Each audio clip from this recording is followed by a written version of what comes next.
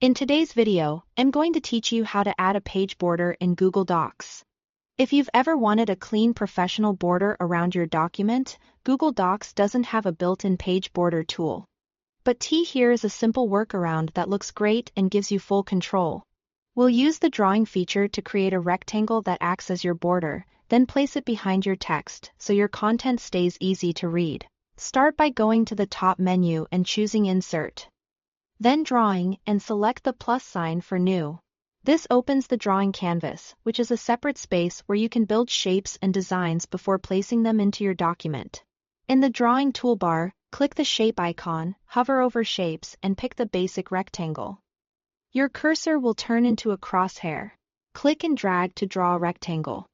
Don't worry about getting it perfect on the first try. You can easily adjust it later. Think of this rectangle as your frame, so aim for a shape that roughly follows the proportions of your page. With the rectangle selected, set the fill color to transparent. This is important because it keeps the inside of the shape clear, so none of your text gets covered.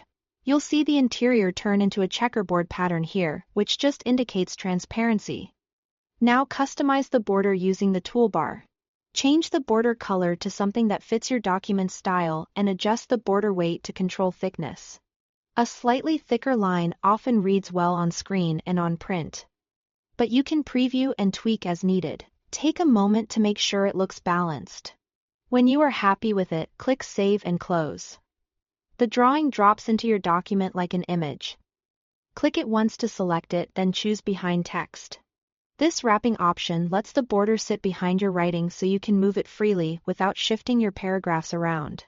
From here, drag the border to center it on the page and use the corner handles to resize it so it sits neatly inside your page margins.